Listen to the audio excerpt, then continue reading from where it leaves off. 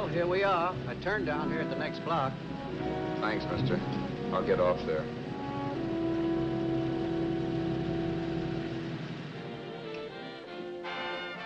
Want anything else? No. Hey, you. Me? Yeah, you. It's where you heading? East.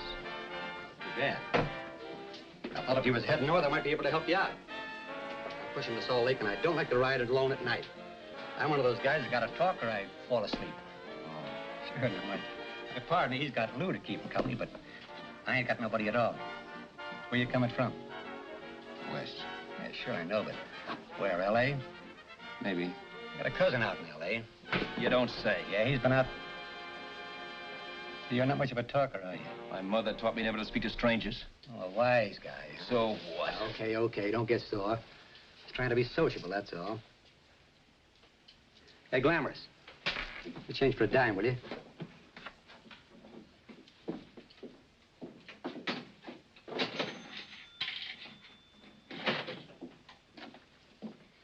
Let's have something quieter this time, Joe. My head's splitting. Is that what's wrong with it? Done with your coffee? No. And don't rush me, will you?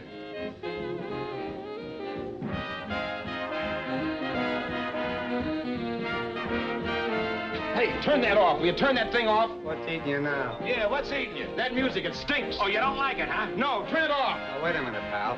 That was my nickel, see? This is a free country. And I play whatever I want to. Okay.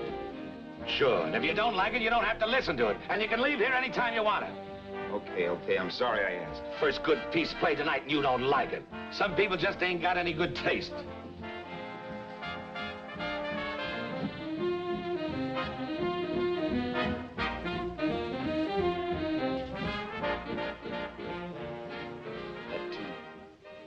That tune. Why was there always that rotten tune? Following me around, beating in my head, never letting up. Did you ever want to forget anything? Did you ever want to cut away a piece of your memory or blot it out? You can't, you know. No matter how hard you try. You can change the scenery, but sooner or later you'll get a whiff of perfume or somebody will say a certain phrase or maybe hum something. Then you're licked again. I can't believe that you're in love with me. I used to love that song once. So did the customers back in the old Break at Dawn club in New York. I can't remember a night when I didn't get at least 3 requests for it.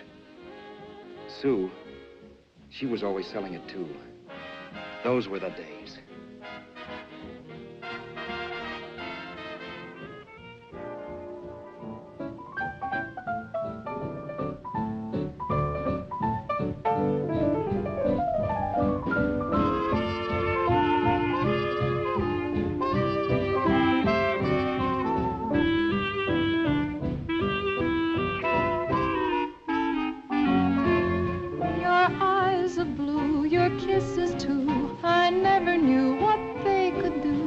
I can't believe that you're in love with me.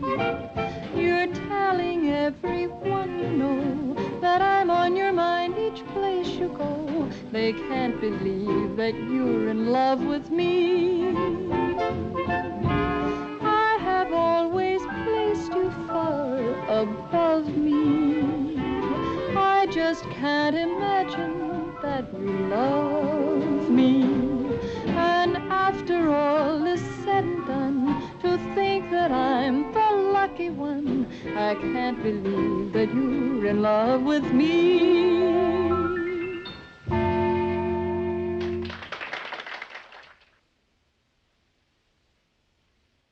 It wasn't much of a club, really. You know the kind. A joint where you could have a sandwich and a few drinks and run interference for your girl on the dance floor. I pounded the piano in there every night from 8 until the place closed up, which usually meant 4 in the morning. A good job as jobs went in those days. Then, too, there was Sue, who made working there a little like working in heaven. But how we felt about each other, well, there was nothing very unusual in that. I was an ordinary healthy guy, and she was an ordinary healthy girl. And when you add those two together, you get an ordinary healthy romance, which is the old story. Sure. But somehow, the most wonderful thing in the world.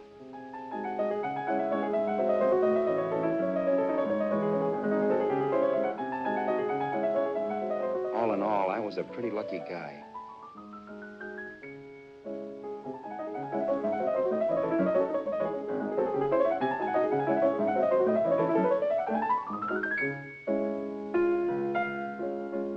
Mr. Paderewski, I presume.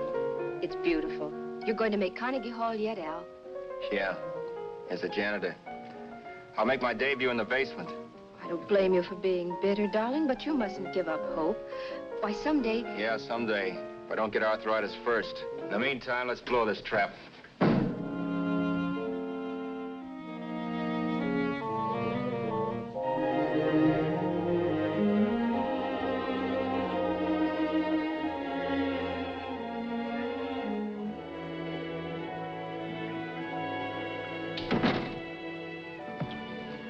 Like to get something to eat, hon? Oh, I don't think so, Al. I lose my appetite working in this flea bag. Let's go home. Okay. I can't stand much more of that dump. Did you see that drunk tonight trying to paw me? No, what drunk? Does it matter what drunk? Say, what's the matter with you tonight, darling? That's the third time you started to tell me something and then stopped.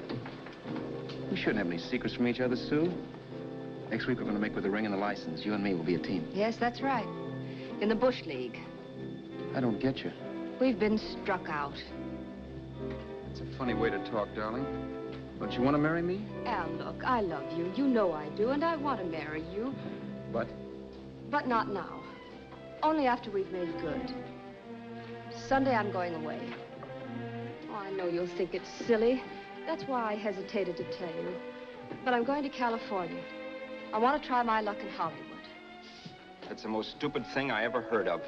Don't you know millions of people go out there every year and wind up polishing cuspidors? I thought you had better sense. You sound as if you don't think I have any talent. That has nothing to do with it. I'll make out all right. Maybe. But what about me? Doesn't it mean anything to you that you're busting up all our plans? We may not see each other for years? It won't be that long. I thought you loved me. I do. You know I do. Well, here we are. Al. Al, why can't you see my side of it? I'm young. We both are, and we've got all the time in the world to settle down. Really, darling, what I'm doing is the only sane thing to do. I hate the thought of being so far away from you, but we'll be together again someday. Maybe you'll decide to come out too later on. So long. Al, aren't you going to kiss me goodnight? Sure, why not? Good night.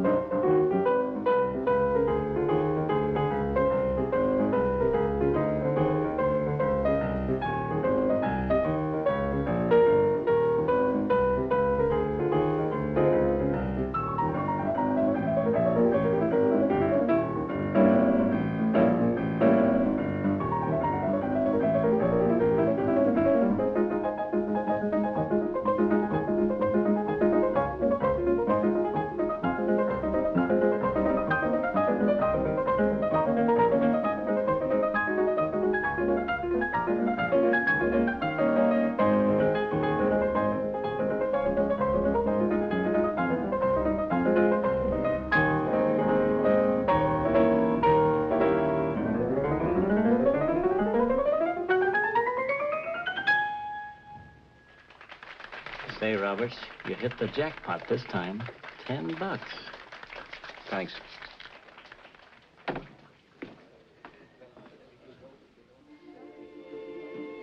So when this drunk handed me a 10 spot after a request, I couldn't get very excited. What was it, I asked myself? A piece of paper crawling with germs. Couldn't buy anything I wanted. It couldn't... Then I thought of something.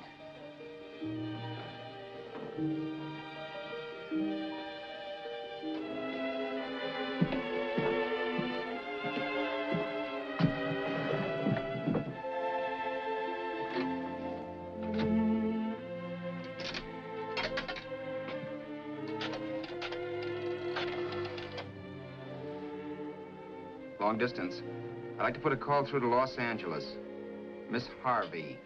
Sue Harvey, Harvey. The number is Crestview 65723.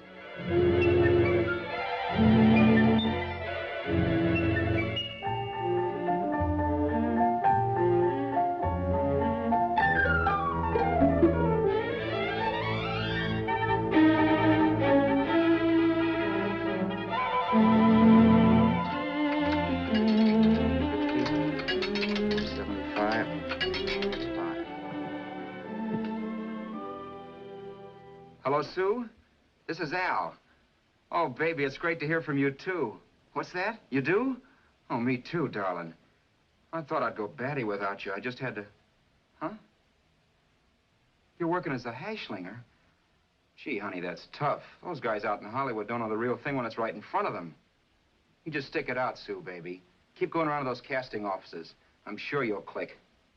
Look, I'll tell you what. You stay put out there. I'll come to you. No, don't try to stop me. Just expect me. Train? Who knows? Train, plane, bus, magic carpet. I'll be there if I have to crawl. If I have to travel by pogo stick. And then, let's get married right away, huh? That's the stuff. That's what I've been wanting to hear you say. Well, goodbye for now. I'll be seeing you soon. Yeah. Bye.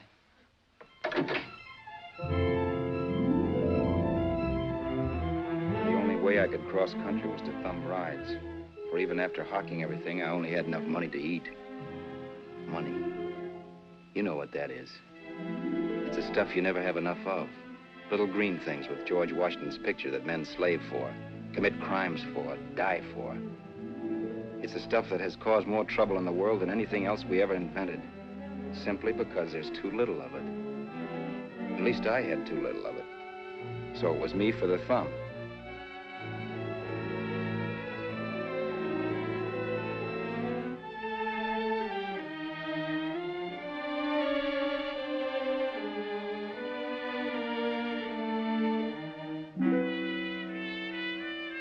Ever done any hitchhiking? It's not much fun, believe me. Oh, yeah, I know all about how it's an education and how you get to meet a lot of people and all that. But me, from now on, I'll take my education in college or in PS 62, where I'll send $1.98 in stamps for 10 easy lessons.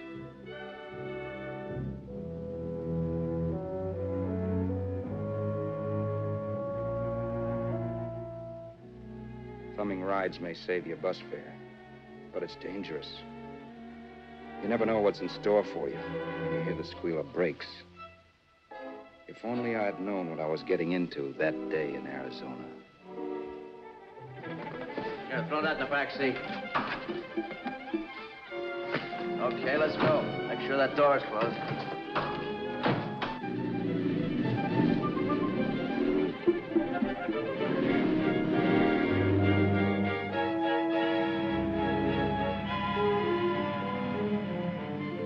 You know, Emily Post ought to write a book of rules for guys thumbing rides.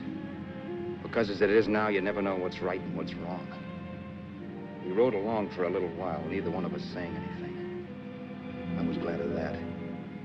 I never know what to say to strange people driving cars. Then, too, you can never tell if a guy wants to talk. A lot of rides have been cut short because of a big mouth. So I kept my mouth shut until he started opening up. Hand me that little box in the compartment, will you, pal? Hold the wheel, will you?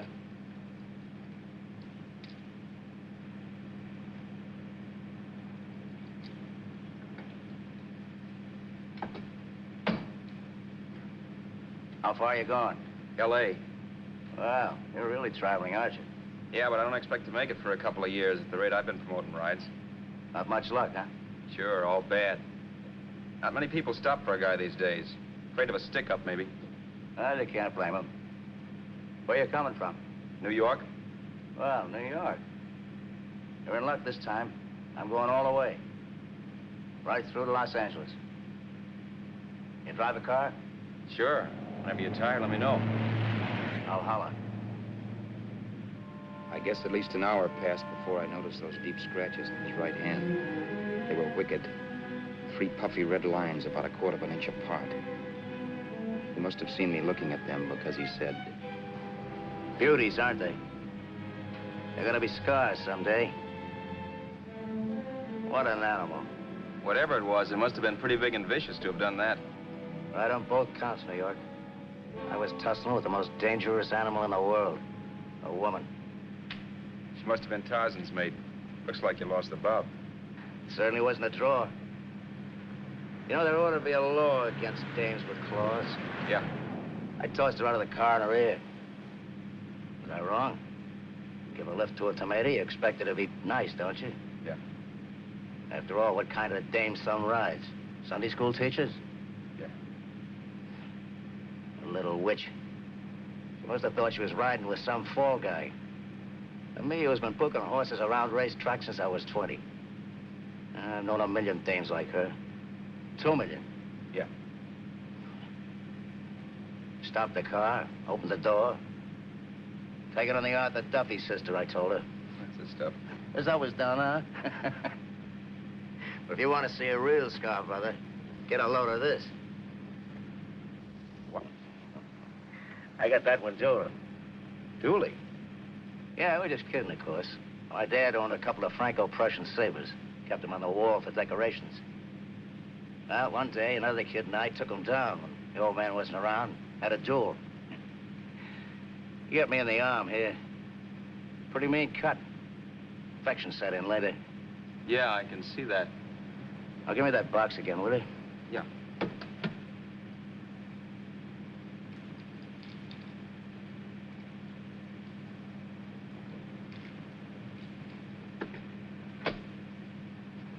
Pain made me lose my head, I guess. Began slashing. Before I knew it, I'd put the other kid's eye out. That was tough. Well, it was just an accident, of course. But you know how kids are. I got scared, decided I was going to run away from home. Old man almost caught me when I was packing my duds. The bloody rag I had wrapped around my wrist hadn't caught his attention. You've seen the bundle for sure. But I beat it when he was phoning for a doctor. That was 15, 16 years ago. I haven't been home since. Pull in there for a bite or something, huh? a bite or something. Brother, was I hungry. I hadn't had anything in my stomach for hours. Yet even with that gnawing in the pit of my belly, I didn't want to be in too big a rush to put on the feed bag. First, I had to make sure this guy knew the score. If I got him down on me, it was goodbye ticket to Hollywood. I'll wait out here for you, mister. If it's the money, don't worry about paying for it. This time it's on me.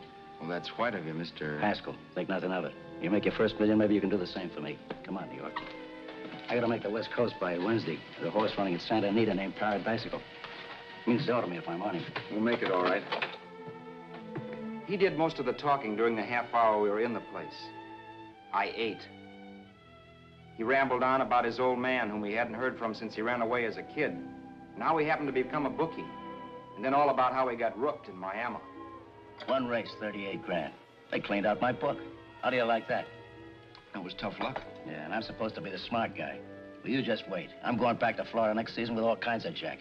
And you watch those stinkers run for cover. Want anything else? No, thanks. I've had plenty.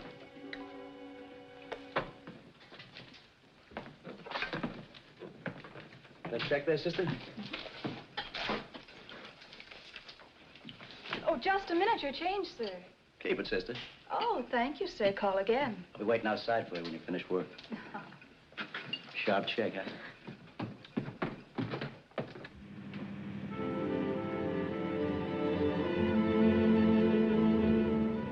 drove all that night while Haskell slept like a log. After a while, I began to get sleepy myself. I was happy, though. Soon I'd be with Sue again. The long trip was practically over, and there'd be no more hoofing it down the concrete. I began to think of the future, which couldn't have been brighter if I'd embroidered it with neon lights. It was nice to think of Sue shooting to the top. It's amazing what a full belly can do to your imagination. Your eyes are blue, your kisses too. I never knew what they could do.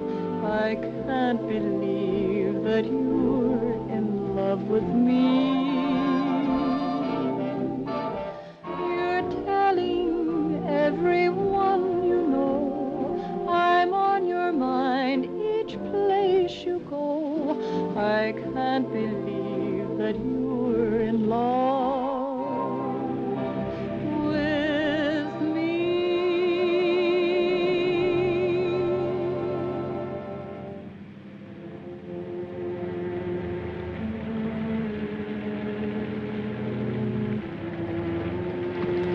Mr. Haskell. Mr. Haskell. Mr. Haskell, wake up. It's raining. Don't you think we ought to stop and put up the top?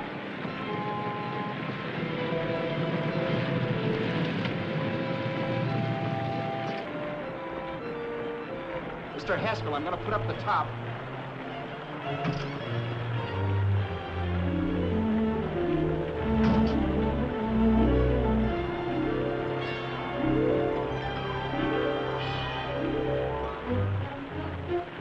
Up until then, I'd done things my way. But from then on, something else stepped in and shunted me off to a different destination than the one I had picked for myself. For when I pulled open that door... Mr. Haskell, what's the matter? Are you hurt? Are you hurt, Mr. Haskell? Start your sermon. I'll listen to it. But I know what you're going to hand me even before you open your mouths.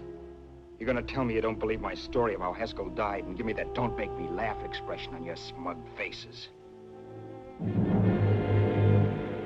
I saw at once he was dead, and I was in for it. Who would believe he fell out of the car? Why, if Haskell came too, which of course he couldn't, even he would swear I conked him over the head for his dough. Yes, I was in for it. Instinct told me to run, but then I realized it was hopeless. There were lots of people back down the road who could identify me. That gas station guy and the waitress. I would be in a worse spot then, trying to explain why I beat it. The next possibility was to sit tight and tell the truth when the cops came. But that would be crazy. They'd laugh at the truth. And I'd have my head in a noose. So what else was there to do but hide the body and get away in the car? I couldn't leave the car there with him in the gully. That would be like erecting a tombstone.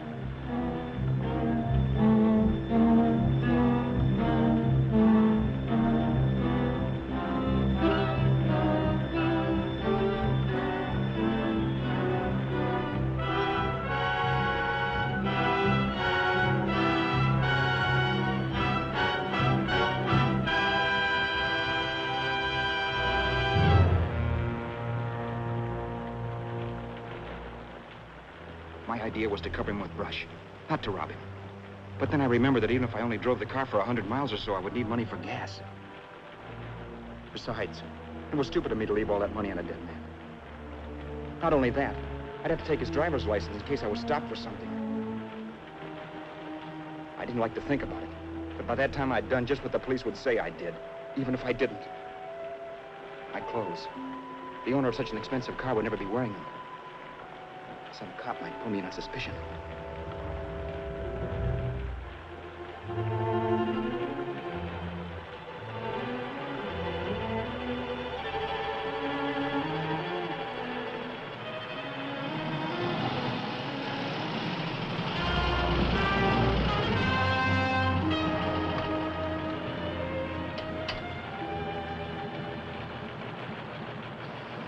Hey, you, this your car? Don't you know better than to leave a car with the wheels halfway in the middle of the road? That's the way accidents happen.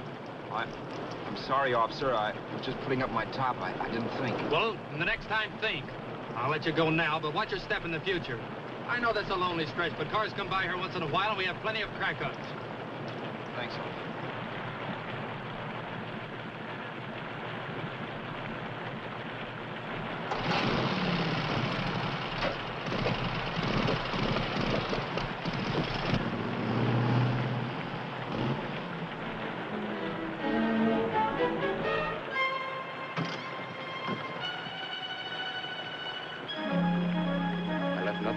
to give me away as Roberts. If they found a dead man in the gully now, it would be me.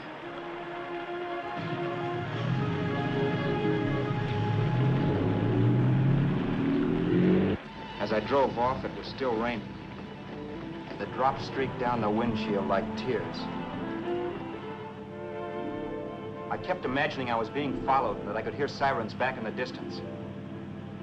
Just how long it took me to cover the 60-odd miles to the California state line, I don't know. I lost all track of time. But the rain had stopped and the sun was up when I pulled up to the inspection station. Hello? Carrying any fruits or vegetables? No. Any livestock or poultry? No. I'd like to see your registration and driver's license, please. Anything in the baggage compartment? Just baggage.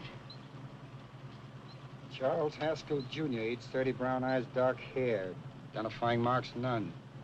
Are you Charles Haskell, Jr.? Yes. Well, remember, if you're employed and you stay over 30 days, you take out California plates. All right, officer, but I'll only be in the state a short while. Right, you can go now.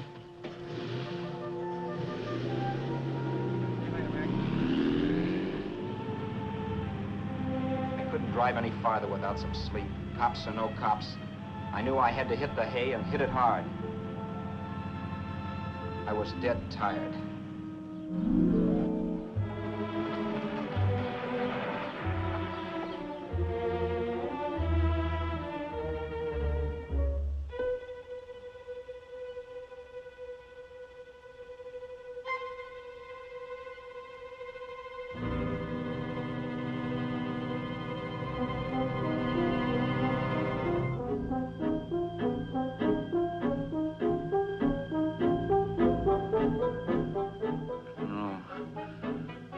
Mr. Haskell. No.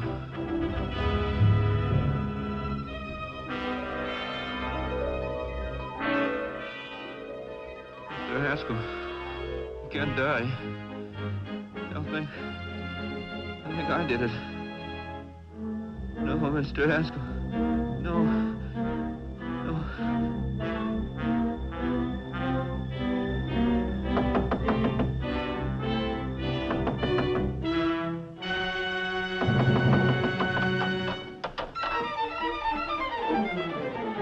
Who's there? It's the maid. Can I come in and clean? Later. In a half hour. All right, sir.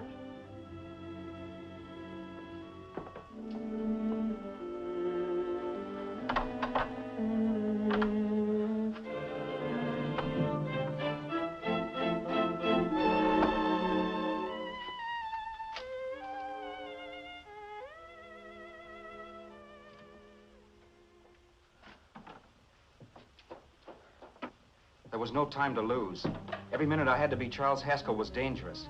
And I'd have to be Charles Haskell until I got to some city where I could leave the car and be swallowed up.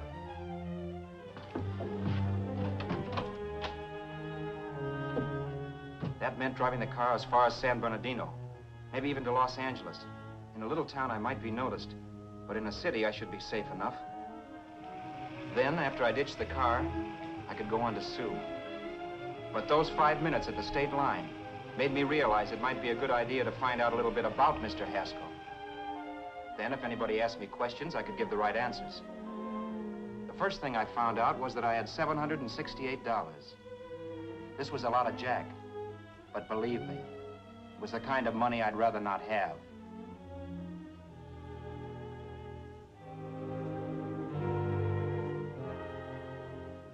And then I found out from a letter Haskell was carting around in his bag that he wasn't the open-handed, easygoing big shot who went around buying dinners for strange hitchhikers. Before I got done reading it, I saw him more as a chiseler. It was written to his old man in California, the one he hadn't seen in so many years. In it, Haskell posed as a salesman of hymnals, of all things. It was easy to see where Haskell expected to raise a new stake for his book in Miami by rooking his old man. That was about all I found out from his effects, and it was enough. I told myself, maybe old man Haskell was lucky his son kicked off. He would never know it. but it saved him from taking a flyer in sacred literature preferred.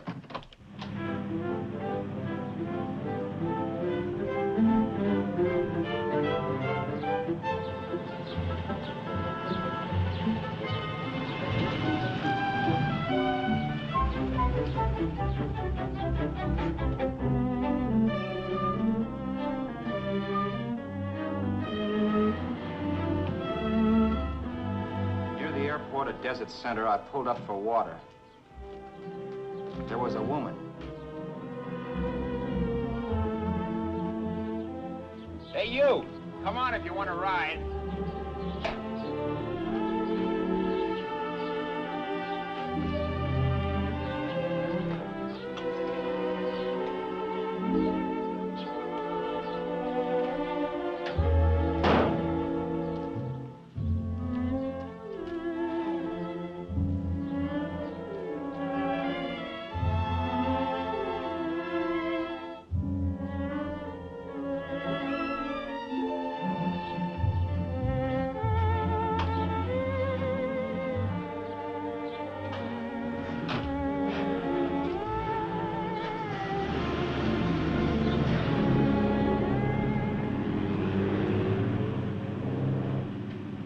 How far are you going?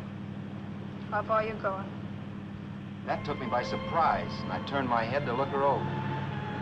She was facing straight ahead, so I couldn't see her eyes. But she was young, not more than 24.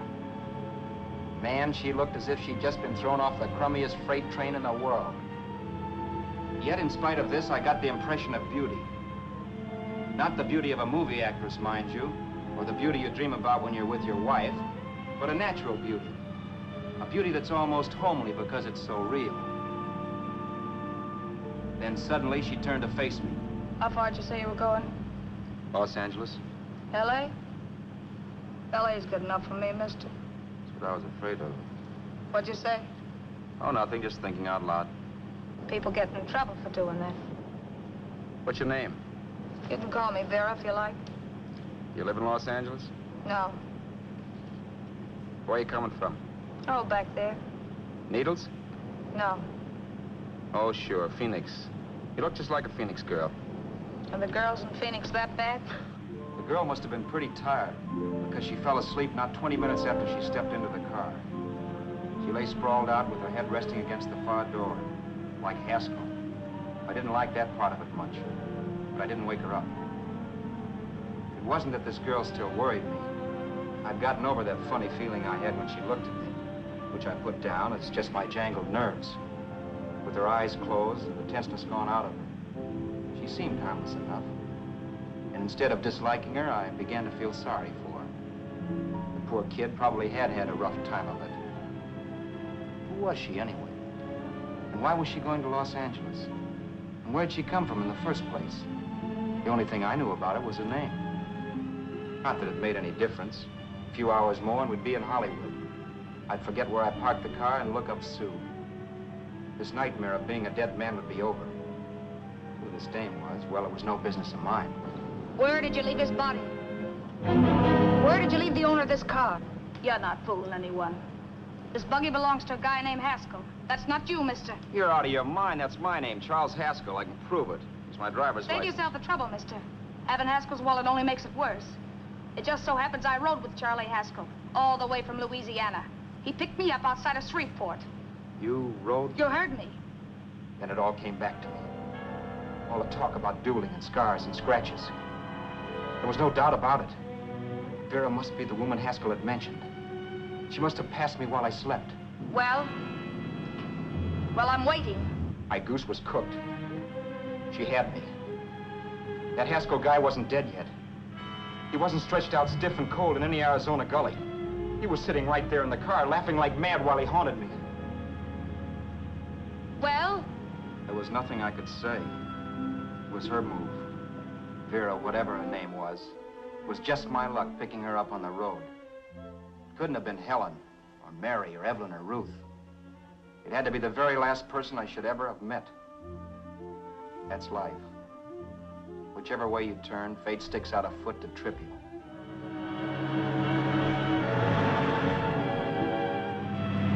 I told her everything, but she didn't believe my story. I should have saved my breath. That's the greatest cock and bull story I ever heard. So he fell out of his car. Say, who do you think you're talking to, a hick? Listen, mister, I've been around, and I know a wrong guy when I see one. What'd you do, kiss him with a wrench? Now, wait a minute. What I told you was true. You see, that's why I had to do it. You think I killed him? Well, the cops would have thought so, too. Yeah, well, maybe they still think so.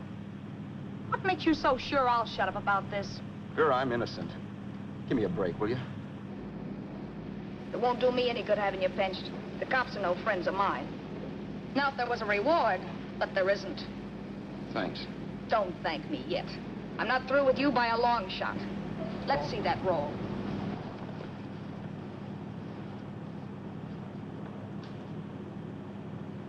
Is that all Haskell had? Isn't it enough? No, I thought he had more. Not that I know of. You can search me. You think I'm holding out on you? Well, maybe I will at that. He told me he was going to bet $3,000 on a horse named Paradisical on Wednesday at Santa Anita.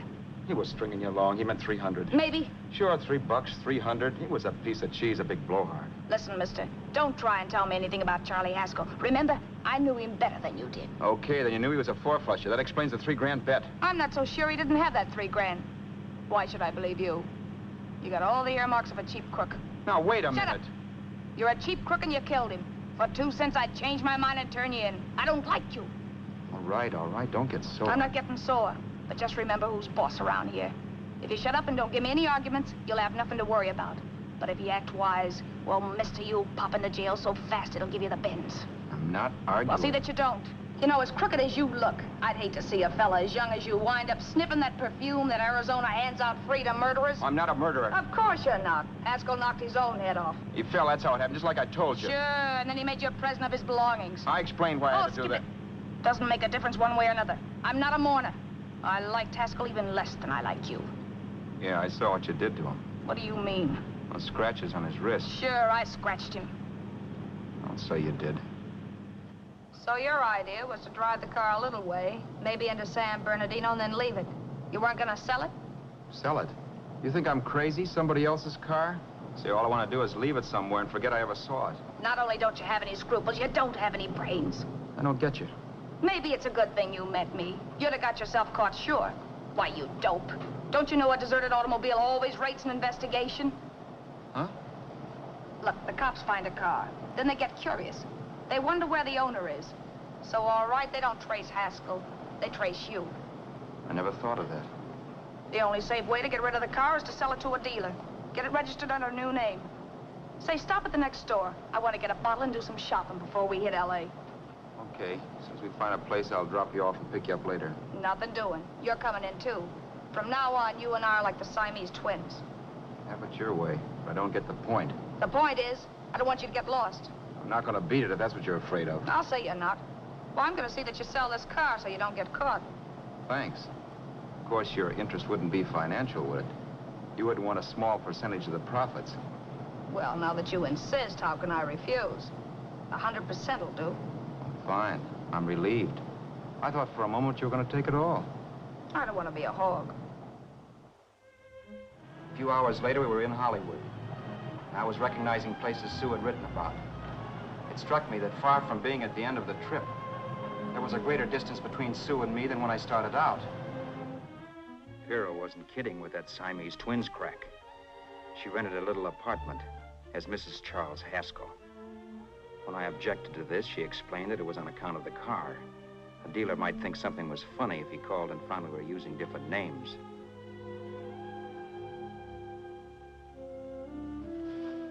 Home, sweet home. Yeah. Not bad, either.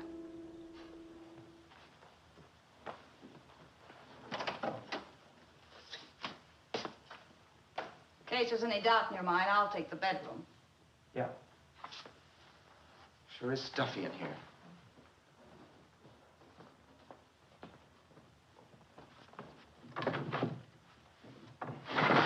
Keep the window shut. Okay. The old crow downstairs said there's a folding bed behind this door.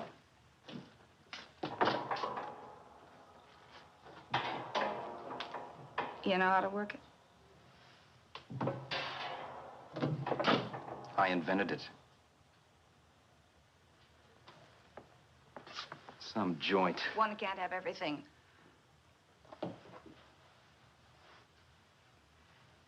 I'm first in the bathtub.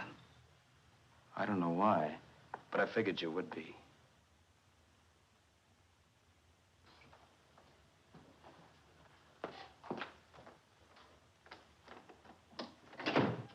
Boy, oh boy. Sure feels good to be clean again. I must be 10 pounds lighter. You must be. Well, hitching rides isn't exactly the way you keep your schoolgirl complexion. I wish that guy with the sax would give up. Gets on my nerves. Forget it. Have a drink. Aren't you afraid I might take you up on it? If I didn't want to give you a drink, I wouldn't have offered it. Why be a sorehead, Roberts? You got yourself into this thing. You should be grateful I'm not turning you in. Why, if I wasn't regular, you'd be in the pen this minute, being photographed, fingerprinted, and being pushed around by the cops. So cheer up. Get rid of that long puss. Or is your conscience bothering you?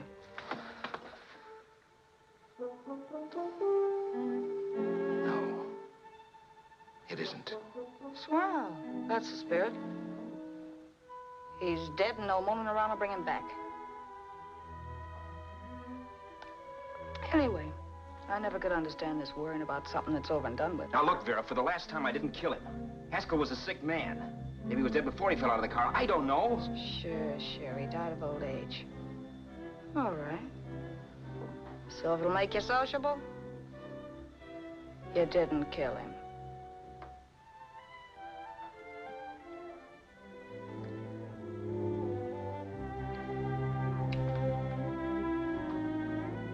Thanks.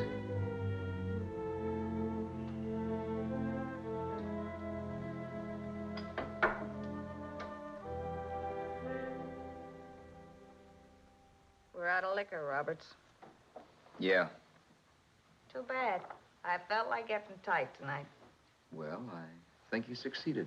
Am I tight? As a prima donna's corset. That's good. I wanted to get tight. Why? What have you got to get tight about? Oh, I don't know. Few things. Huh. You should have my worries. If I had your troubles, I'd stay sober. And I've got the key to that door. Yeah. Maybe you're right. I'm always right. You know, I don't like your attitude, Roberts. Well, there's a lot of things I don't like. Sure. But life's like a ball game. You gotta take a swing at whatever comes along before you wake up and find it's a ninth inning. I bet you read that somewhere. That's the trouble with you, Roberts. All you do is bellyache. But taking it easy and, well, trying to make the best of things. But maybe that's what's wrong with the whole world. Get the professor. People knock themselves out trying to buck fate. Now, take you, for instance. You're lucky to be alive. Why, suppose Haskell had pulled open your door. You'd be playing a harp now. Think of that. You think of it. I'm tired of thinking. There's plenty of people dying this minute. I would give anything to trade places with you. I know what I'm talking about. I'm not so sure. At least they know they're done for. They don't have to sweat blood wondering if they are. Your philosophy stinks, pal. We all know we're going to kick off someday. It's only a question of when. But what's got us on this subject anyway? We'll be discussing politics next. Yeah. Where'd you hide the butts? On the table, sucker.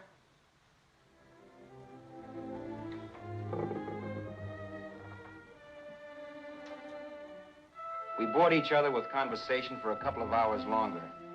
Every 5 minutes, one of us was wishing we had another bottle or a radio or something to read.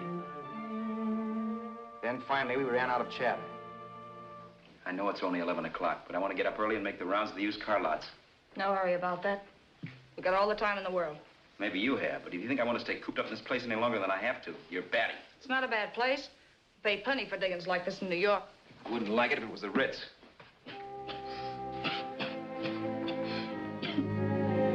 Rotten liquor. You got a mean cough. Want to do something about it. I'll be all right. That's what Camille said. Nobody you know. Wasn't that the dame that died of consumption? Yeah. Wouldn't it be a break for you if I did kick off? You'd be free with all Haskell's dough and car. I don't want to see anybody die. Not even me. Especially not you. One person died of me. If you did, well, that's all I need. You don't like me, do you, Roberts? Like you. I love you. My favorite sport is being kept prisoner. After we sell the car, you can go to blazes for all I care, but not until then.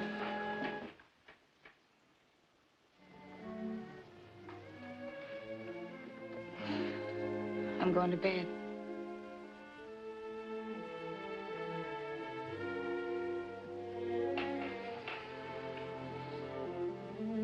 Good night, Roberts. Don't try and sneak away during the night. All the doors are locked. Anyway, if I find you gone in the morning, I'll notify the police. They'll pick you up. Don't worry, I know when I'm in a spot. Well, good night. I hope that portable rack isn't too uncomfortable for you. Don't lose any sleep over it, will you, Vera?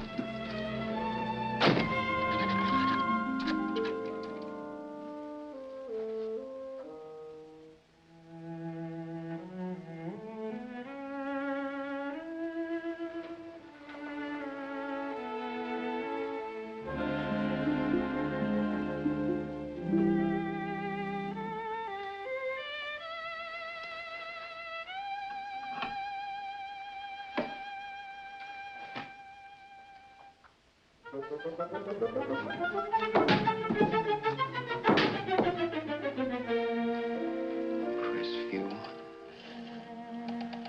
6, 5, 7, 2, 3. Hello? Hello? Hello? Hello?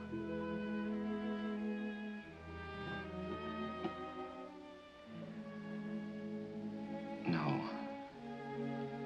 Not yet, darling. Tomorrow. Maybe. If this were fiction, I would fall in love with Vera, marry her, and make a respectable woman of her. Or else she'd make some supreme Class A sacrifice for me and die. Sue and I would bawl a little over her grave and make some crack about there's good in all of us. But Vera, unfortunately, was just as rotten in the morning as she'd been the night before.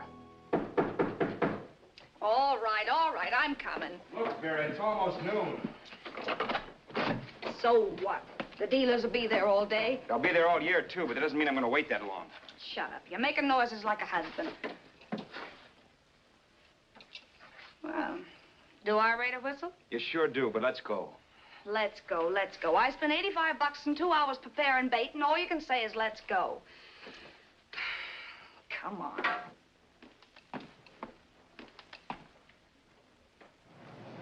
We passed a few used car lots last night down this way. What do you think we can get for this heap? I don't know. Plenty. You just let me handle everything. Think we can get $2,000? I don't know, but don't worry. I'll squeeze as much out of this guy as I can.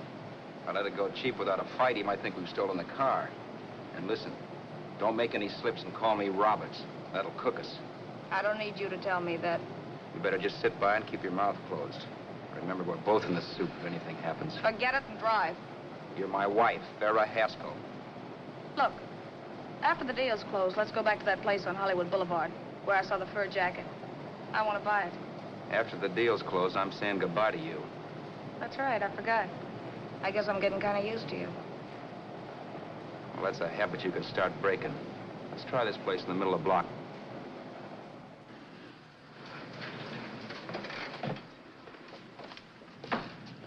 Good afternoon. What can I do for you?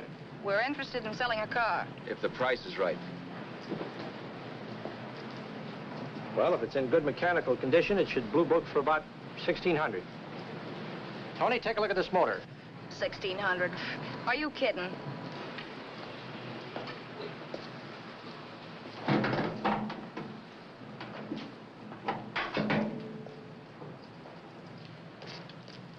Well, maybe $1,850. Before I let it go for $1,850, I'll wreck it and collect the insurance first.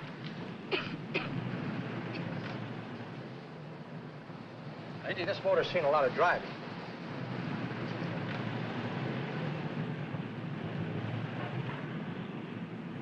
Well, the mechanic inspected the car. We haggled.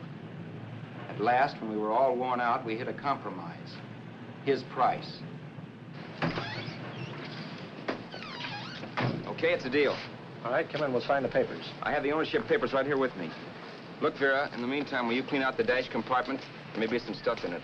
All right, darling. 1,850 bucks. That dirty crook.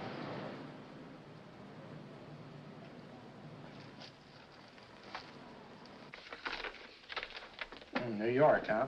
Yeah. But you bought the car in Miami. Yeah. Well, now let's see about the insurance. We can either have it transferred or canceled. What kind of insurance do you have, Mr. Haskell? Well, aren't all the papers there? I don't see any. Surely you know what type of insurance you carry in the car. The name of the company? Yeah, but, Well, if you'll just tell me the name of the company, I'd be very glad to take care of all the details. well, Did you sign the papers yet? not yet. Well, don't. We're not selling the car. Oh, wait a minute, Miss Haskell. Come on, darling. What's the matter? You changed your mind? Yes, I'm sorry. I guess I have. But, Vera... Let's go.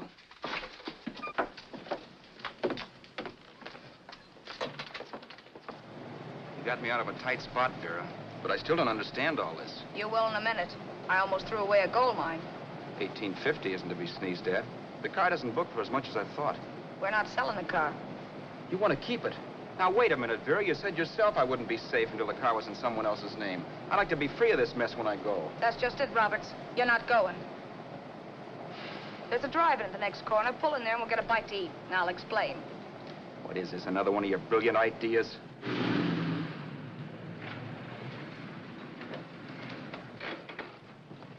Oh, may I take your order? Make mine a ham sandwich and coffee. And for you, sir? Oh, I don't care. The same. Thank you.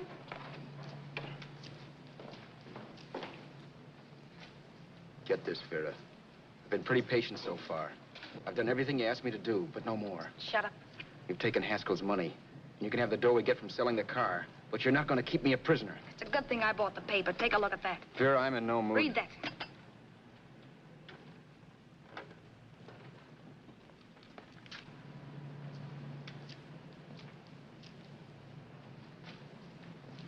No. Yes. No, I won't do it. Yes, you will. You think I'm crazy? It's impossible, I tell you. Excuse me.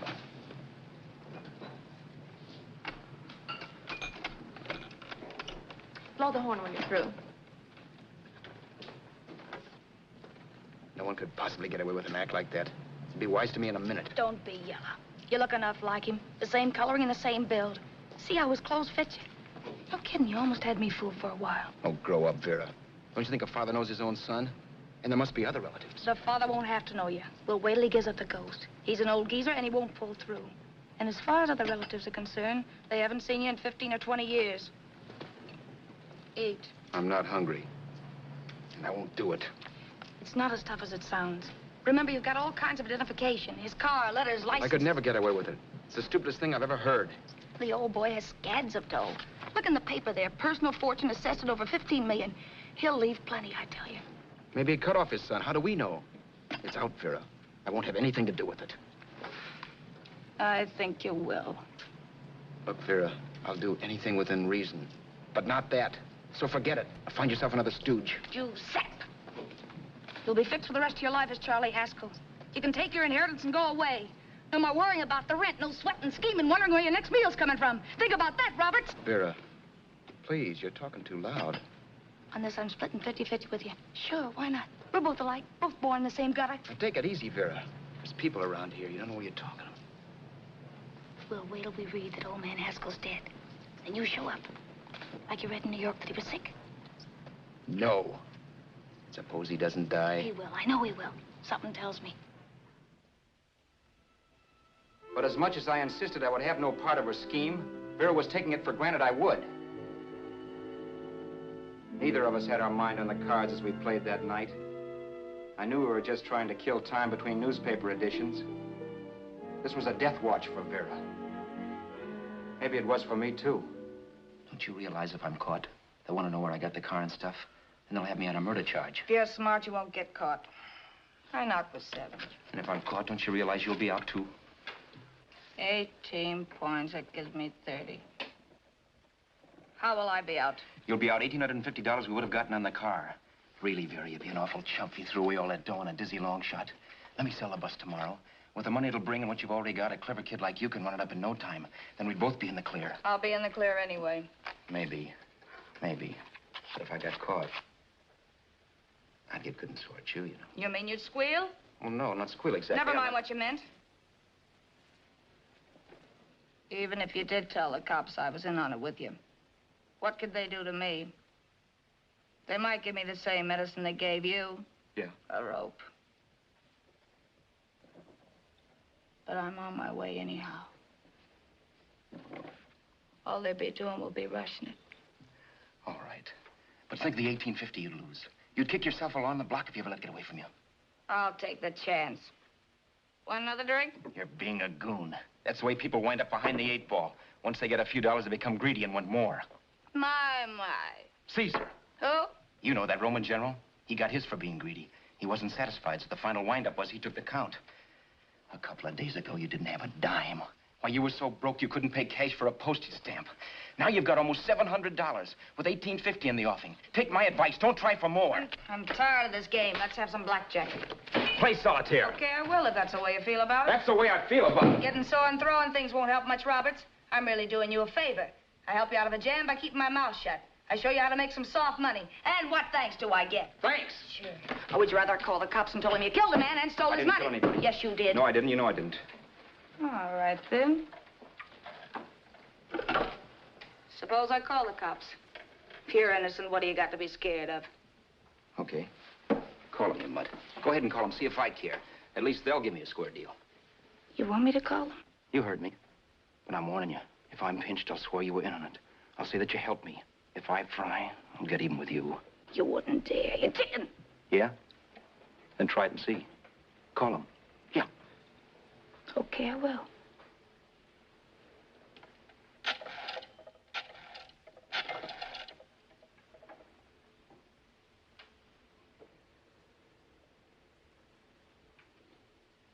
Information? I want the number at the Hollywood police station. Okay, I got it. Thanks. Wait a minute, Vera. You wouldn't do that. Wouldn't I? Give me that and I'll show you if I would. Take it easy now. Let's talk this over. This was early in the evening, and the conversation, while hectic, was at least pitched low. But as the minutes passed, and more obstacles to her plan popped into my head, the air got blue. Each word coming from our lips cracked like a whip. I reminded her that as Charles Haskell, I didn't even know my mother's name, where I'd gone to school, the name of my best friend, whether I had an Aunt Emma or not, my religion, and if I'd ever owned a dog. I didn't even know what my middle initial stood for.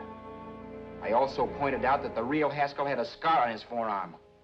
His people never saw that scar. He told me he ran away right after putting out the kid's eye. Yeah, but his father knew he was cut. It'd have to be some kind of a mark. So what?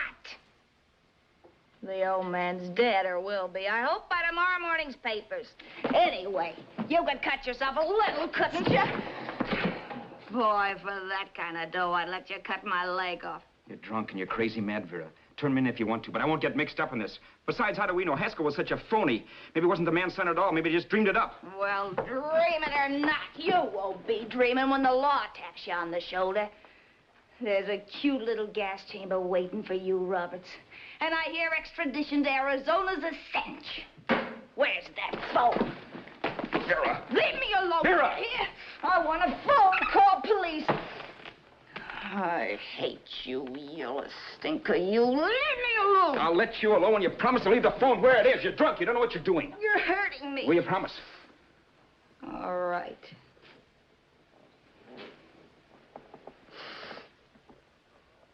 You hurt me. I'm sorry, but... And it's hot in here. Open up a window. It's not hot. Don't tell me. Now, do you do it or do I do it? You're no gentleman, see? Yeah. All right. I'll open up the window. Vera!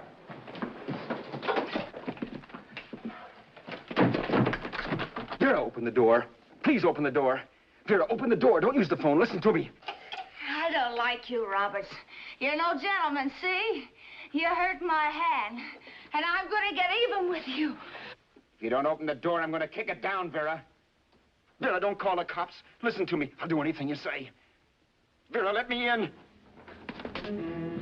I'll break the phone.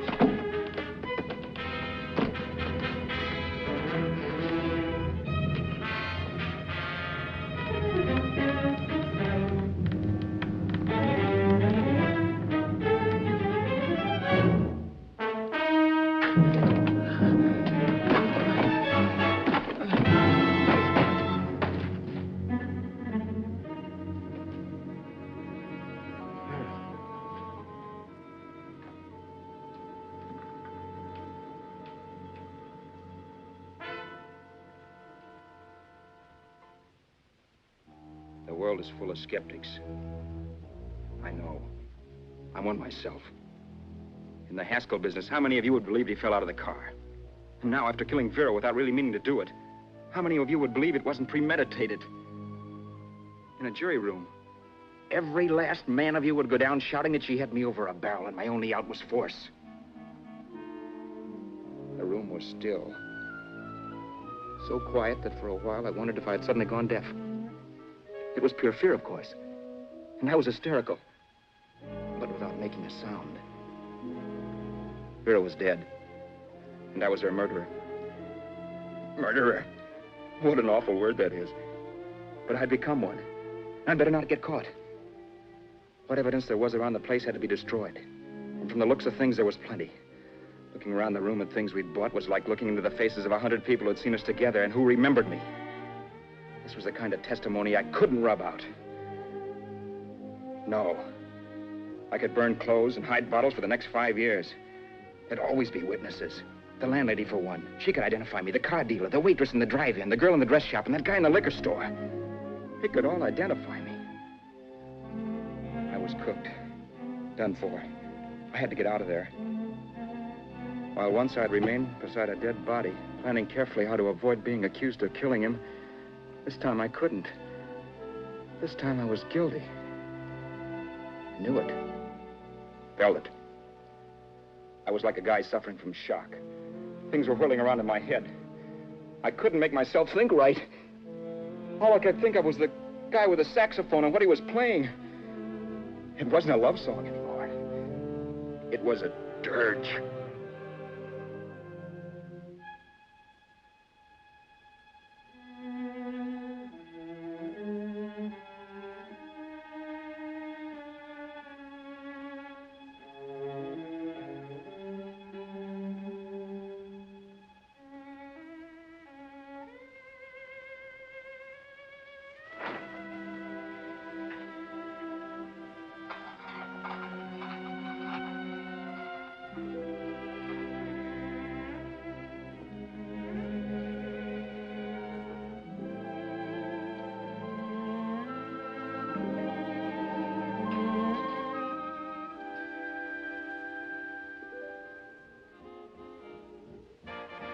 My problems weren't solved.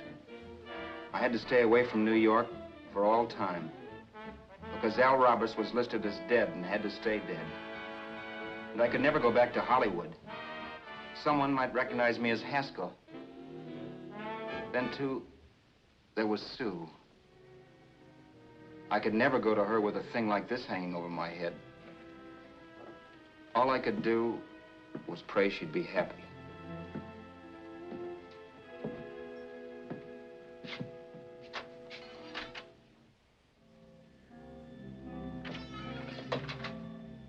I was in Bakersfield before I read that Vera's body was discovered. That the police were looking for Haskell in connection with his wife's murder. Isn't that a laugh? Haskell got me into this mess, and Haskell was getting me out of it. The police were searching for a dead man. I keep trying to forget what happened and wonder what my life might have been if that car of Haskell's hadn't stopped.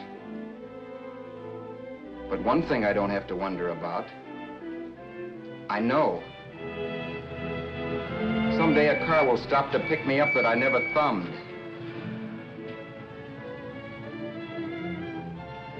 Yes. Fate, or some mysterious force, can put the finger on you or me for no good reason at all.